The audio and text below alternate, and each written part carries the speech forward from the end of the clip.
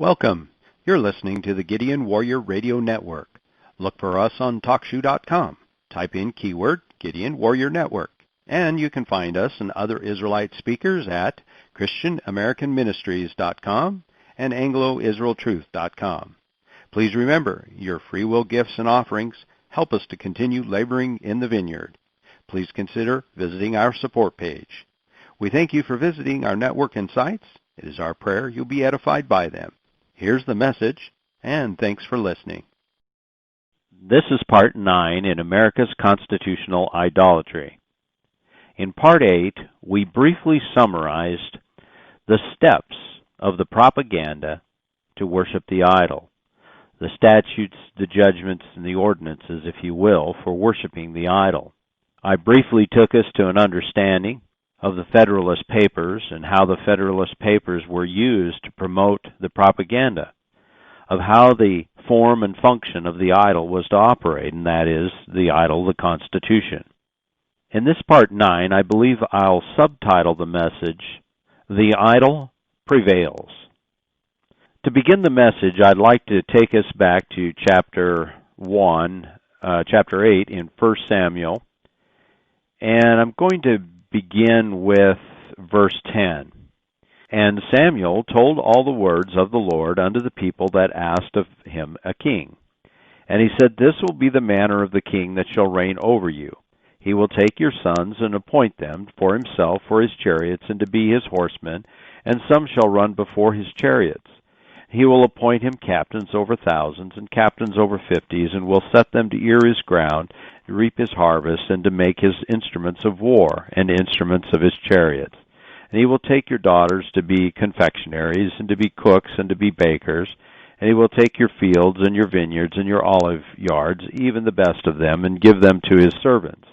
He will take the tenth of your seed and of your vineyards, and give to his officers and to his servants.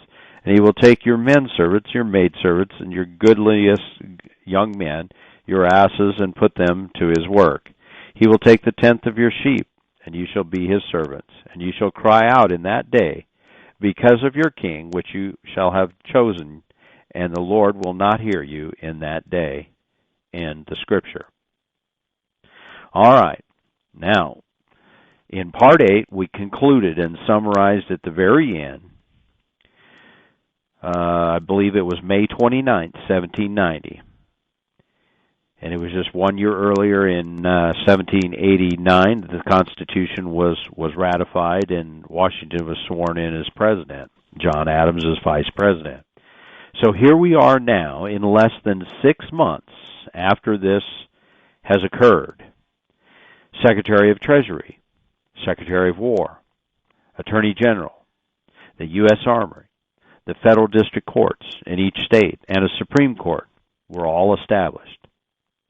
See, as you can see, these are just the beginnings of the agency administration. This is the very thing that God told the children of Israel would come upon them from their king.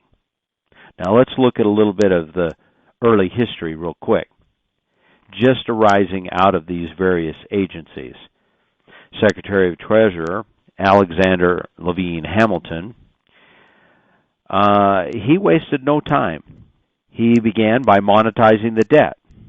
He began to prepare legislative proposals to establish a central bank and set in motion favorable subsidies of tax revenue to expand America's industry. Now, while many of these plans didn't see the light of day, there can be no doubt there would be many more Hamiltons, and as you all know, there certainly have been.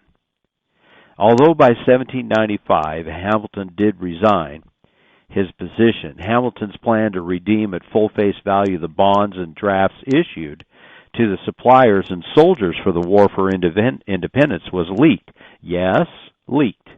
Just like today, this inside information sent the profiteers into motion. Jefferson, who had accepted the post as Secretary of State in 1790, described it thus, quote, couriers and relay horses by land, and swift-sailing pilot boats by sea were flying in all directions. Active partners and agents were associated and employed in every state, town, and country neighborhood. And this paper was bought up 5 shillings, even as low as 2 shillings to the pound, before the holders knew Congress had already provided for its redemption at par. End quote. It was Jefferson who would explain to Washington that Hamilton and others were acquiring the right to receive interest on the debt of these bonds and drafts for decades. Hamilton's National Bank Plan, approved by Congress for 20 years, wound up at the Supreme Court as one of the first constitutional challenges the Supreme Court had to grapple with. 3 words in Article 1, Section 8, necessary and proper, needed to be interpreted. The court, with John Jay as Chief Justice, ruled on its strict adherence to the intent of the document and the 25 enumerated powers therein. 135 years later, this court would do away with this strict adherence precedent and pave the way for the New Deal's profligate spending. Jefferson, so incensed by Hamilton's British policies outside of constitutional restraints, resigned in 1793 as Secretary of State after just 3 years.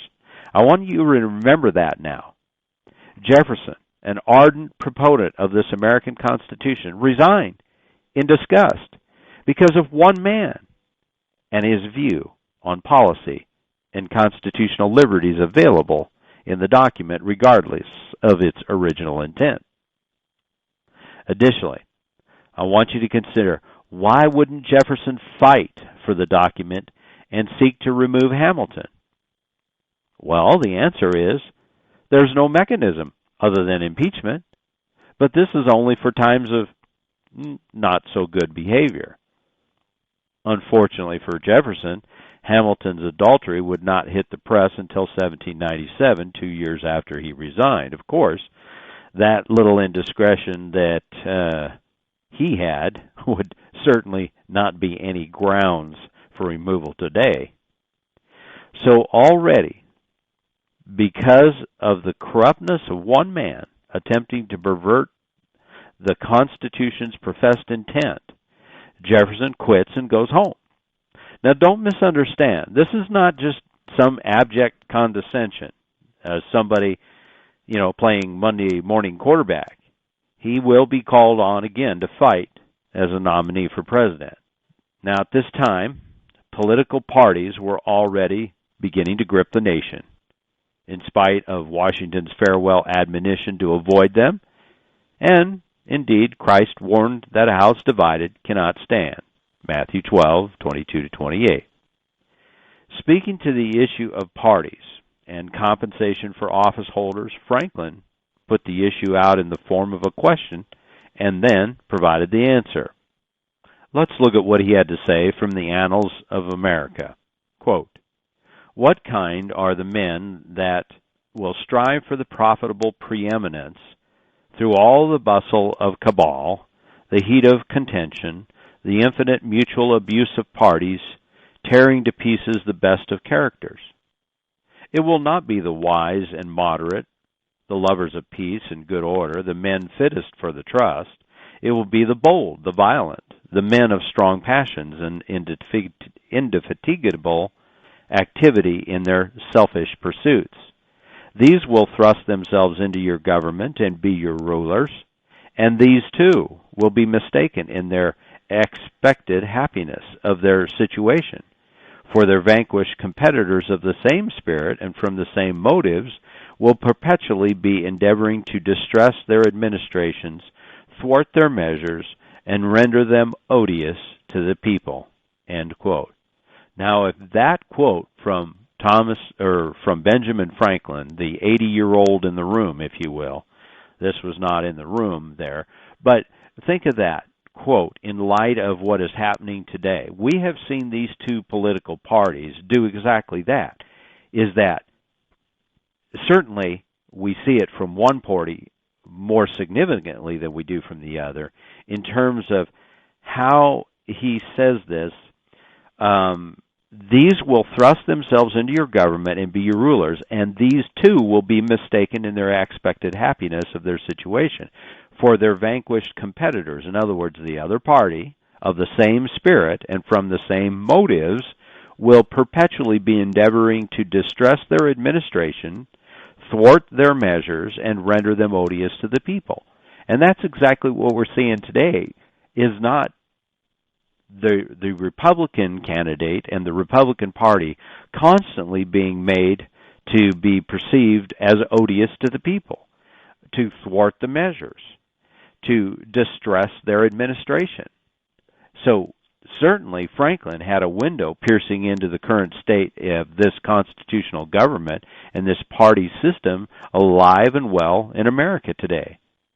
So contrast this truth with what the founders wrote into the Pennsylvania Constitution many decades preceding America's Constitution, and note it in relation to parties and salaries. This is from Allison, the real Benjamin Franklin, and I quote, "As every freeman, to preserve his independence, ought to have some profession, calling, or trade, or farm whereby he may honestly subsist. There can be no necessity for, nor use in, established offices of profit, the unusual effects of which are dependence and servility, unbecoming freemen. Wherefore, whenever a office becomes so profitable as to occasion many to apply for it, the profits ought to be lessened by the legislature." End quote. Now, before we get too far afield, let's remember something just mentioned a bit ago in the chain of events under this new government and Constitution. You'll recall that Jefferson resigned as Secretary of State due to Hamilton's incessant attempts at national bank on the order of the Bank of England. But something considered completely outside the limited delegated powers of Article 1, Section 8. But you recall that Congress chartered it for 20 years. And the incentive to Congress in doing so? Well, stock in the bank, of course.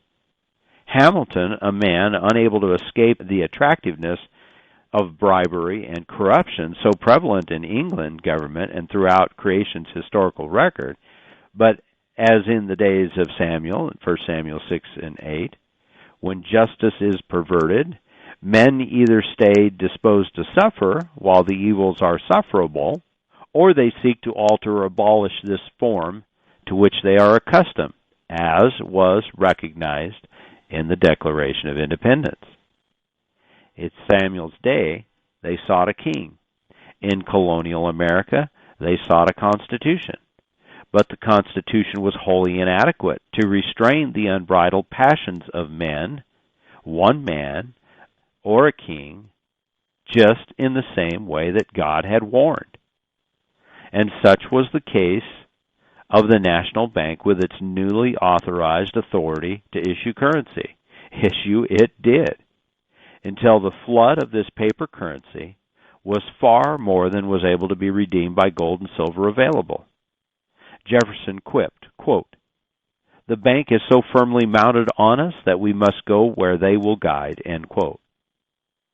While Jefferson may have seen this frightful and dreadful bubble about to burst with the future generations left to hold the bag, unbelievably, by 1798, Hamilton saw his own error, and in a letter to Oliver Wolcott, then Secretary of Treasury, also urged a return to the constitutional enumerated power for Congress to coin money and regulate the value thereof.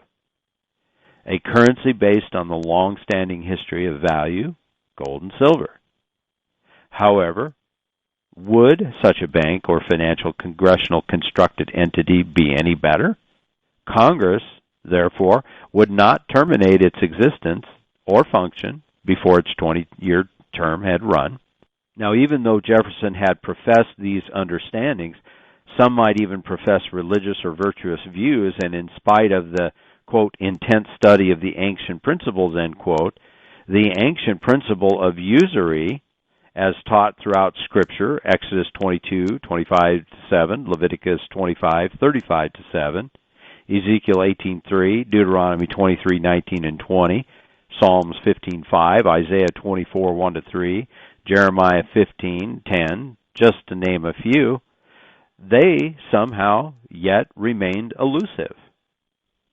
Here's from Allison, the real Jefferson, and I quote, "It is a wise rule never to borrow $1 without laying a tax in the same instance for paying the interest annualized and the principal within a given term. On such a pledge as this, sacredly observed, a government may always command on a reasonable interest all the lendable money of their citizens." End quote. Now, to ensure the listener is not to allege this question is out of context, or this quote, rather, is out of context, his principal here continues to advocate its repayment of it within 19 years, or a 20-year generation cycle. Now, I would not argue that debts incurred in one generation ought to be paid in that generation. However, the virtue, if you will, on the one hand, cannot and should not ignore the ancient biblical principles specifically concerning interest or usury, which Jefferson twice refers to. Question: why should the citizenry, in a time of war or invasion, lend, at usury or interest, the money or resources God had provided them to themselves, i.e., the civil administrative government, at interest and usury, or even in a time of peace? Where in the world is this ancient principle of lending upon usury to your own brethren to be found recorded in these ancient principles studied by Jefferson? The simple answer is nowhere. In fact, it is condemned in the harshest of terms. As Ezekiel 18:3 conveys, the man doing such things is detestable and is to be put to death. But I tell you, I've read the writings of some notable and eminent Christian theological doctors, which convey, when the Constitution is restored and the U.S. Treasury established as the constitutional authorized bank, the loans it makes to industry will be of low and modest interest, with profits accruing to the Treasury Department's general fund to cut down on taxes.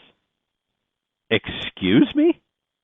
Is not this therefore a tax via usury to cut down taxes? How does this compute? It is also said branch banks in the states would have the same marvelous system to reduce state taxes. So let's recap the principles found in this thinking. We lend at interest to the businesses of industry of our citizenry, using the gain from this lending to reduce taxes, which of necessity have to be higher than is actually necessary for the goods or services to be used or acquired because the usury was required. Is not the devastation of this concept or the principle not abundantly evident? Should we not rather seek to establish the true ancient principle of the God of perfect order and administration? As for me and my house, let us serve the God of Abraham, Isaac, and Jacob. Now, when in 1982 I learned and began to fully understand the intent in the Constitution to prohibit states from accepting anything but gold and silver coin as a payment in tender of debt, Article 1, Section 10, I searched in vain for the amendment of this article and the prohibition on the states. But there was none. It was nowhere to be found. In spite of this knowledge, for another 25 years, I continued to support, if you will, worship, and defend this defective and grossly altered document by justifying my actions through casting my vote for those who would continue to swear to uphold it. And I have since repented of this sin and this worship. Go back to that 1828 dictionary definition of worship and ask yourself, have I been worshiping the Constitution for the United States of America? You can just type in 1828 dictionary on any internet search. You'll get it up. Type in the word worship and look the word up. we really have to take a hard look at repenting of this sin and worship of the creature and not the Creator. Now, I understand this appears a condescension of Jefferson again. It's the fruit which is produced that ought to be condemned, and all men fall prey to various aspects of these things that draw us in. Usury bears no good fruit, and one can only speculate as to why it was disregarded. On this issue of the Constitution's authority to coin money and regulate the value thereof, it would be 100 years of struggle to maintain a stable currency and avoid the evils inherent in paper currency. The Civil War, ostensibly over slavery, would be the impetus for the economic debt conditions. The Panic of 1893 would be the conditioning the people would need to accept what the Congress eventually would do, which was to enact the Federal Reserve Act of 1913. For 20 years, until 1934, the Federal Reserve note was redeemable for gold and silver. The Federal Reserve would use its new power and policy to squeeze from the citizenry of this nation its monetary financial resources and reserves and plunge the nation into abject poverty under the tool known and called the Great Depression. Roosevelt, as one of his first major acts upon ascending the presidency in April of 1933, would declare the people had all the gold and the nation was broke, and that the nation's emergency required he order all gold bullion certificates, coinage surrendered to the Federal Reserve Bank, and the people were promised silver certificates redeemable for silver for the value of their gold. Emergency Banking Act HJR 192-10. Just 10 months later, January of 1934, Congress passed the Gold Reserve Act, passing to the Federal Reserve the full ownership of all gold which had been turned in. And under the letter of the act, the gold price was changed from roughly $20 an ounce to $35 an ounce, automatically devaluating the silver certificates just given the people by 40%. Massive wholesale theft of the American people. Little more than 3 decades later, Johnson, 1968, issued the executive directive terminating silver certificates redemption in silver. And 60 years after the enactment of the Federal Reserve Note, the product of the Emergency Banking and Federal Reserve Act was firmly established as legal tender 3/16/1973. Since then, the purchasing power of a single dollar has lost more than 290%, all without firing a single shot, all without a single vote to amend Article 1, Section 10 of the Constitution, or Article 1, Section 8. Now that in and of itself should make most people's blood boil, and do as the Declaration says, to cast off such government, taking new safeguards. But no, the vast majority of the people know nothing about this. And if they knew anything about it, they really would not know what to do about it, because their leaders, their church leaders, have not taught them the laws of God. So you see, ladies and gentlemen, what has occurred is exactly as God prophesied. We have become a bankrupted nation, a servant to the lender, just as God told us we would become, just as He said we would then cry out to Him. Let's go back to 1 Samuel chapter 8, now that I'm thinking about it. 1 Samuel chapter 6, I think it's going to be. And I'm going to flip there real quick. Let's see if I can find where I want to go for you. I think it's going to be chapter 11, 12. It's going to be chapter 12. 1 Samuel chapter 12, verse 6. We'll begin there. And we'll conclude this message with these thoughts. And then I have some more thoughts that I want to pick up, basically looking at some of the basic underlying principles which a lot of people do use to advocate are the principles embodied in the sacred documents of the Constitution and the Declaration of Independence. So we'll close up here with part 8 on this word of the Lord, 1 Samuel chapter 12, beginning at verse 6. And Samuel said unto the people, It is the Lord that advanced Moses and Aaron, and that brought your fathers up out of the land of Egypt. Now therefore stand still, that I may reason with you before the Lord of all the righteous acts of the Lord, which he did to you and your fathers.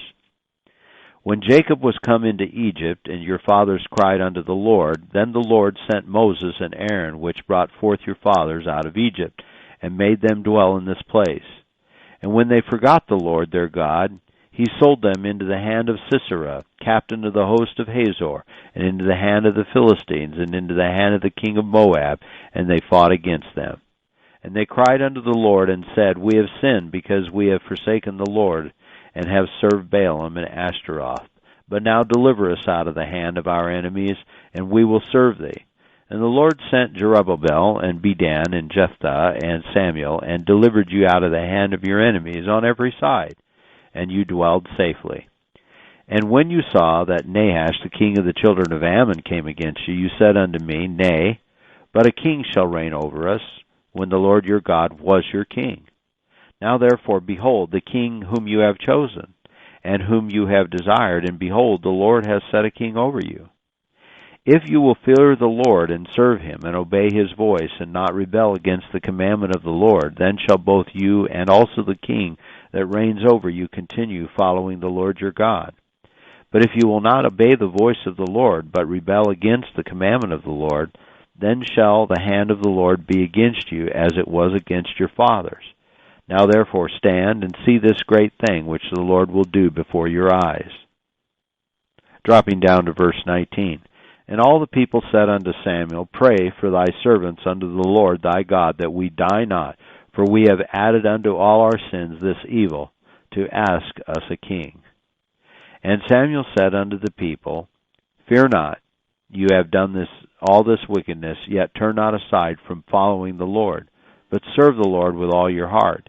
Turn ye not aside, for then should you go after vain things, which cannot profit nor deliver, for they are vain. For the Lord will not forsake his people for his great name's sake, because it has pleased the Lord to make you his people.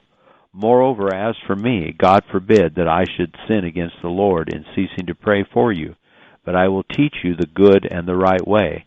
Only fear the Lord, and serve him in truth with all your heart, for consider how great things he's done for you. But if you shall still do wickedly, you shall be consumed, both you and your king. End quote. God has instructed us, in spite of ourselves, if you persist in doing this thing and asking of yourself a king, or asking of yourself a constitution, and you formulate it in such a way as to leave out God, to leave out God's laws, which are good for a nation, you will eventually bring the curse upon yourself. Either God himself will bring it upon us, or cause and effect will come upon you. And in many cases, cause and effect does. And often, it is precipitated, if you will, by the righteous hand of God, to bring us back to him. And so we cry out. But he says, if you shall still do wickedly, you shall be consumed, both you and your king. So I ask you, America, are you done with your constitutional idolatry? And are you ready to serve your true and only king? I think we'll be able to wrap it up in part 10. But there is something that I did suggest that I would be willing to take on, and that's these liberty amendments that are being bandied about. I may do that and add it to the series later. I'm not prepared to do the study and the research on that at this time. I've got a couple of other messages that I'm working on right now, and I'll put those out, and we'll see how time permits and whether I can get those in. But Suffice it to say, we're on a road to self-destruction or God-ordained destruction. Either way, it's not a good thing. Once again, I remain thankful for the opportunity to minister unto those of the New Covenant, as Hebrews 8:8 informed us of. This is Doug Nelson, trusting you will hear these words one day. Well done, thou good and faithful servant.